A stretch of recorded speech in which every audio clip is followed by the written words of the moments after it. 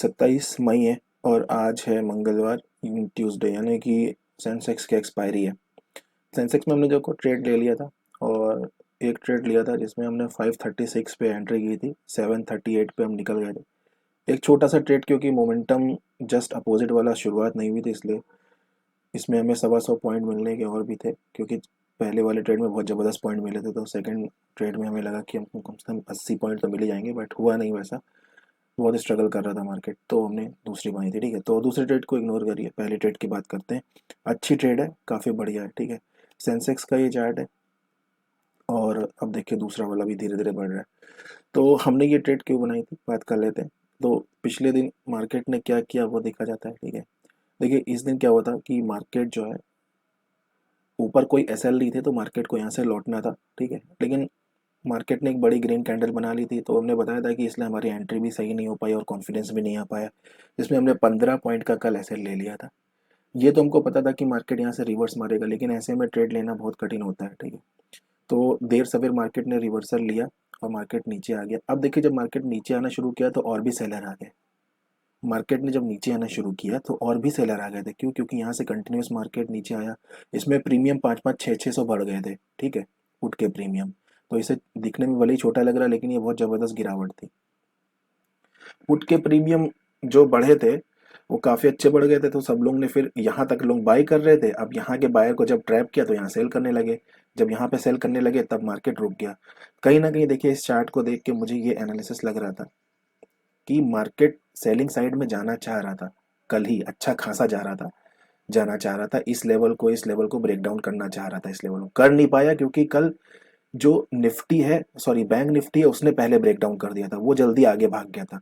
अगर एक इंडेक्स जल्दी आगे भाग जाता है तो लोग क्या करते हैं कि उसको देख के इसमें भी पोजीशन बनाने लगते हैं। ठीक है, तो क्या होता है कि फिर मार्केट नीचे जा नहीं पाता है, क्योंकि सबकी पोजीशन बन जाती है, इसलिए जा नहीं पाया। तो इसको ये पेंडिंग था, इसका ब्रेक डाउन करना, जो कि इसने आज ब्रेक डाउन किया। ठीक है, ये तो ओवरऑल था, ये एक अजम्पशन होता है। ठीक है, तो ये था। और दूसरी बात देखिए, यहाँ पे मार्केट ने क्या किया, इसलिए मार्केट ने, मेरे को लगा कि एक जैसे कुछ माहौल क्रिएट कर रहा है। ठीक है, कि यहाँ से अब मैं बाइंग में जाऊंगा, मैं इतना गिर गया हूँ, अब मैं बाइंग में जाऊंगा। मोटा मोटा देखिए यहाँ पे क्या लगेगा, यहाँ पे जिन्होंने सेल किया, जिन्होंने बुक किया तो किया, उनके एसएलएट हो गए। नहीं तो जिन्होंने यहाँ पे सेल किया, थोड़ा बहुत छोटा प्रॉफिट बुक किया, नहीं तो उनके एसएलएट हो गए। फिर यहाँ पे सेल करने की कोशिश, कहीं भी मार्केट गिरने की कोशिश हुई, लेकिन मार्केट में सबने बाई कर लिया। बार बार मार्केट गिरने की कोशिश कर रहा था, बार बार लोगों ने बाई कर लिया। ठीक है, इसलिए यहाँ बायर जमा हो गए थे। ये हमारा कल रात में ही एनालिसिस में था। मैं, अगर आप वीडियो देखते होंगे, हमेशा से ही कहता हूँ, एनालिसिस एक अजम्पशन होता है, दैट्स इट, और कुछ नहीं होता है। तो वो अजम्पशन फाइनल कब होता है, जब एक्चुअल में मार्केट मोमेंटम करता है वैसा, तो हमको उसका कन्फर्मेशन लेना पड़ता है। ठीक है, तो अपने एनालिसिस और अजम्पशन की बात कर लेते हैं। यही था कि यहाँ पे दिख रहा था मुझे अच्छे से कि यहाँ पे बायर आ रहे हैं, होना हो। क्यों? क्योंकि मार्केट ऊपर गया ओवरऑल में, फिर यहाँ पे जो है मार्केट नीचे आया, और यहाँ से अब मार्केट ऊपर जाने की, मतलब ऊपर जाने के बाद थोड़ा करेक्ट हुआ, इसे एज ए रिट्रेसमेंट देख सकते हैं बायर लोग, और यहाँ पे कंसोलिडेट करने लगा। ठीक है, सेलर सेल करने चाह रहे थे, लेकिन सेलर तो यहाँ पे नहीं, यहाँ पे सेल करना चाह रहे थे, सेलर के एसएल हिट कर दिए बार बार। ठीक है, तो इसीलिए कल तो मार्केट गया नहीं। और यहाँ पे देखिए, हायर लो क्रिएट कर रखा है मार्केट ने। इस वाले चार्ट को देखो आप, हायर लो क्रिएट कर रखा है, देख रहे हैं? तो कहीं ना कहीं इससे भी मुझे लग रहा था कि यहाँ पे हाँ बायर इकट्ठा हो रहे हैं। ये सब कुछ अजम्पशन होता है। ठीक है, अब हमने डिसाइड कैसे किया कि हमें क्या ट्रेड लेनी है। अब देखिए, मार्केट नीचे खुल गया, नीचे खुलने के बाद एक जबरदस्त रेड कैंडल बना दी। ठीक है, मार्केट खुलने नीचे खुलने के बाद एक जबरदस्त अगर रेड कैंडल बना दे, तो क्या होता है ना कि पोजीशन कटने लगती है। अब मैं ये नहीं कह रहा हूँ यहाँ बायर ही थे, यहाँ सेलर भी हो सकते थे, डेफिनेटली हो सकते थे। ठीक है, हो सकता है मार्केट अब ऊपर जाके इतना ही और ज़्यादा मोमेंटम करके सेलर को भी निकालना चाहे, लेकिन यहाँ पे अब मार्केट पहले नीचे गया है, तो इसलिए हमारा एनालिसिस लगभग लगभग सही हो गया। ठीक है, बाद में सही हुआ, पहले कुछ नहीं था, पहले हमारा अजम्पशन था। एनालिसिस पे फाइनल मूवर की सही है, वो मार्केट ने लगाया है। ठीक है, एनालिसिस सही हो गया कि गैप डाउन खुला और बहुत तेजी से रेड कैंडल बनी, यानी कि ये पोजीशन कटने लगी बायर की। अब क्या है, जब बायर की पोजीशन कटने लगती है ना, तब क्या होता है कि उसी डायरेक्शन में आप जो है, जिस डायरेक्शन मोमेंटम है उसमें आप ट्रेड बनाते हो। तो देखिए, इसीलिए कोई भी अच्छी ट्रेड होती है वो आपको सही समय पे मिल जाती है। 9:16 पे ही आपने देखा होगा कि मेरी ज़्यादा ट्रेड लग जाती है। ज़्यादातर ट्रेड है, मतलब 10 में से 7 ट्रेड है मेरे ख्याल से 9:16 पे। अब ऐसा नहीं है कि 9:16 पे आंख बंद करके लगा दो, नहीं। देखा ना, पहली कैंडल रेड बनी, दूसरी जब कंटिन्यूएशन में जा सकती है, ऐसे ही 9:16 की कैंडल पे मैंने एसएल भी दे रखा है, लेकिन एसएल छोटा देता हूँ मैं, आपको पता होगा। ठीक है, तो वही 9-16 की कैंडल पे ये रहता है कि सही समय रहता है, और अगर डायरेक्शन सही है तो आप बिंदास लगाइए, क्योंकि आपके एनालिसिस किया हुआ है, ठीक है। और बेकार जगह रिस्क लेने से फ़ायदा क्या है? रिस्क ऐसे जगह लो जहाँ पे अच्छा रिवॉर्ड मिले। तो देखो मैंने अच्छी जगह पे लिया तो अच्छा रिवॉर्ड मिला, 9-16 पे लगाया, मेरे को लगा कहीं ना कहीं अभी निकाल रहा है तो पूरा निकालेगा, ठीक है। तो देखिए हम 4 मिनट अपनी ट्रेड में रुके पूरे धैर्य के साथ, बिना डरे, एसएल देने के लिए तैयार थे, लेकिन यहाँ पे 30 से 40 पॉइंट से ज़्यादा का एसएल नहीं देते, ठीक है। 9-16 पे हमने देखिए यहाँ पे एंट्री करी है। देखिए ये कैंडल इतना बन गया, उसके बाद जब ये कैंडल दोबारा बन रहा था इतना तो मुझे पता था कि रिट्रेसमेंट करेगा तो भी प्रीमियम उतना नहीं घटेगा, क्योंकि इसको ऊपर बढ़ना है। 536 पे देखिए मैंने बाई किया, ठीक है, एक लॉट बस। उसके बाद ये कंटिन्यू किया, और 4 मिनट बाद देखिए यहाँ पे इस वाली कैंडल पे मैंने निकाल दिया, ठीक है। कितने पे निकाला है? 738 पे, ठीक है। अब मैंने क्या किया था ना, यहाँ पे टारगेट लगा दिया था 738 का, तो मार्केट कहीं यहीं पे था और रुक सा रहा था, तो मैंने कहा नहीं, एक कैंडल तो बनेगी जबरदस्त वाली। वो जबरदस्त वाली कैंडल ये क्या बनी, ये बन गई जबरदस्त वाली। देखिए इसमें प्रीमियम कितना गया है, 650 से लगभग 310 315 पॉइंट ऊपर गया है, ठीक है, एक ही कैंडल में। तो यहाँ पे झटके से मार्केट ऊपर गया, यहाँ पे कंसोलिडेट कर रहा था ये प्राइस, झटके से मार्केट ऊपर गया, इसीलिए मैं यहाँ पे लगाता हूँ। देखिए मैंने कहाँ पे लगाया था, ये 734 दिखा रहा है, बट एक्चुअल में हमारा ट्रेड यहाँ पे एग्जीक्यूट हो गया था कितने पे, 738 पे, ठीक है। ये कैंडल कभी कभी पूरी नहीं बनी।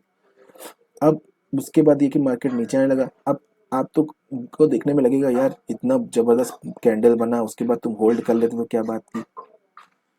देखिए मैं वही कहता हूँ कि अगर आपका टारगेट आ गया तो आपको निकल जाना चाहिए, और आपको 200 पॉइंट का टारगेट मिला है। हम लोग क्या करते हैं, हम लोग 1:1 में काम करते हैं ताकि सक्सेस रेट, विनिंग रेट बढ़िया रहे, ठीक है। 80 की जगह हम लोग 80 का टारगेट लेते हैं, पर टारगेट कितने का मिला, 200 से भी ऊपर का। तो ये ओवर अचीव्ड है। लालच कभी नहीं करना चाहिए। अगर प्रोफेशनल ट्रेडिंग अगर आपको करनी है तो फिर प्रोफेशनल ट्रेडिंग एक अलग ही चीज़ होती है, उसमें लालच की कोई जगह नहीं होती, कोई गुंजाइश नहीं होती, ठीक है। वो बात अलग थी कि हालांकि अगर मैं नहीं लगाता यहाँ पे लिमिट प्राइस, ठीक है, तो मुझे देखिए 200 के प्रॉफिट की जगह मेरे को जो है 120 का और 100 का प्रॉफिट दिखाता कम होके, क्योंकि इसी कैंडल में कम हो गया। ये बढ़ा बाद में। अब ये बाद में बढ़ता तो कहीं ना कहीं जाके ये कह सकते हो कि हाँ, मैंने इसको प्राइस को अच्छे से देख रहा था कि वो बहुत ज़्यादा मुझे 250 पॉइंट का मिलता, लेकिन इस वाली कैंडल के लिए हम शायद ही रुकते, ठीक है। हालांकि अगर हम रुकने वाली ट्रेडिंग करते हैं जिसमें हम आराम से बैठे रहते हैं, या जिसमें हम वो नहीं लगाते, क्या बोलते हैं, टारगेट नहीं लगाते, ठीक है, तो उस केस में हो सकता है। लेकिन उस तरह की ट्रेडिंग हमारी नहीं है ना। उस तरह की ट्रेडिंग करेंगे तो फिर हमको उस तरह से रुकना ही पड़ेगा। उस तरह की ट्रेडिंग में क्या होता है कि आपको 80 पॉइंट का प्रॉफिट दिखने के बाद कभी कभी जीरो भी हो जाता है, तो वो अलग ही ट्रेडिंग है, ठीक है। तो यहाँ पे एक दिन में आप बहुत ज़्यादा कुछ नहीं कर सकते हो। एक दिन में आप 10,000 भी कमा लोगे तो उससे आपकी ज़िंदगी नहीं बदलेगी, ठीक है। आपकी ज़िंदगी बदलेगी, आपका करियर बदलेगा, पॉजिटिव रहेगा केवल उस चीज़ से, आपकी ट्रेडिंग एनहेंस होगी केवल उस चीज़ से कि आप बुक कर लेते हो। बुक करना सीखना ही पड़ेगा किसी ना किसी, हर आदमी को, मतलब, ठीक है। ट्रेडिंग में चाहे लॉस हो चाहे प्रॉफिट, आपको बुक करना ही पड़ेगा। तो इसीलिए हम बुक करने पे विश्वास रखते हैं, क्योंकि मैं पहले होल्ड बहुत करता था, बहुत ज़्यादा होल्ड करता था, 250 300 पॉइंट के टारगेट मुझे भी मिलते थे। लेकिन बाद में मैंने रियलाइज़ किया कि नहीं यार, देखो ट्रेडिंग का मतलब ये है कि आरआर के हिसाब से काम करो, और विनिंग रेट, अगर विनिंग रेट आपका ज़्यादा होगा तभी आप अच्छा पैसा कमा पाओगे। वरना ज़्यादा होल्ड करोगे तो क्या क्या होता है कि उसमें आपको जो है 10 एसएल हिट होंगे आउट ऑफ 20 ट्रेड में, और 10 टारगेट हिट होंगे। ऐसा नहीं, अगर आप प्रॉपर वाला ट्रेडिंग करोगे आरआर के हिसाब से तो क्या होगा, आपको 16 टारगेट मिलेंगे, 17 टारगेट मिलेंगे, उसमें आपकी कमाई बहुत ज़्यादा अच्छी होती है, मैंने देख रखा है। ओवरऑल मुनाफा अच्छा होता है, ठीक है। तो यही था। देखिए ट्रेड का लॉजिक क्या है, बहुत ही सिंपल है। हमने ये अज्यूम किया था कि यहाँ पे बायर ज़्यादा हो सकते हैं, मार्केट ने कुछ इस तरह का इंडिकेट किया, कैप डाउन खुला और बहुत बड़ी रेड कैंडल बन गई। सेकंड कैंडल उसे जो है कंटिन्यूएशन में जा रही थी, डेफिनेटली ये वापस आ सकती थी। हम भी यहाँ पे बहुत बार फंस चुके हैं ऐसे में, ठीक है। लेकिन रिस्क लिया जाता है वहाँ पे जहाँ पे रिवॉर्ड ज़्यादा से ज़्यादा मिले। तो यहाँ पे ज़्यादा से ज़्यादा रिवॉर्ड मिले, सोचिए अगर मैं पूरा होल्ड करता तो कितना मिलता। ये मैंने जो 550 का लिया था वो 1,000, कल भी ऐसे ही हुआ, सॉरी परसों भी ऐसे ही हुआ था। जो मैंने 550 वाला जो होल्ड जो मैंने लिया था वो 1,000 तक गया था, अभी 2-3 दिन ट्रेडिंग सेशन से पहले। और ऐसा नहीं कि बहुत देर में गया था, तुरंत मतलब 5-7 मिनट में गया था, लेकिन नहीं, मैं पूरा नहीं रुकता हूँ, पूरा रुकना भी नहीं चाहिए। वहाँ पे एक बहुत बड़ी रेड कैंडल बनी थी, इसमें 125 पॉइंट का जो है एक करेक्शन आया था, ठीक है। तो मेरे को मेरा टारगेट दिख गया, खास तौर से अगर तेज मार्केट है तो बहुत ज़्यादा ओवर अचीव कर लिया, लेकिन 4 गुना 5 गुना बुक करने का ऐसा कोई मेरा इंटेंशन कभी नहीं रहता है, क्योंकि ये इंटेंशन आपको कभी भी ट्रेडिंग में आगे नहीं बढ़ने देगा। जान लीजिए, आज नहीं तो कल आपको ये सोच छोड़नी ही पड़ेगी। ये अभी कैंडल बन गई है, इसका मतलब ये नहीं कि ये सच्चाई है। सच्चाई ये नहीं है, सच्चाई ये है कि आप किस आरआर में काम करते हो, अपने आरआर के हिसाब से चलोगे तभी आप प्रॉफिटेबल रहोगे, ठीक है। तो जैसा कि मैं आपको बता रहा था कि यहाँ से मार्केट नीचे गया, तो जैसे हमको प्रॉफिट दिखा हमने बुक कर लिया, ठीक है। उसके बाद मार्केट ने बड़ी रेड कैंडल बनाई, देन यहाँ से अब धीरे धीरे ऊपर जा रहा है।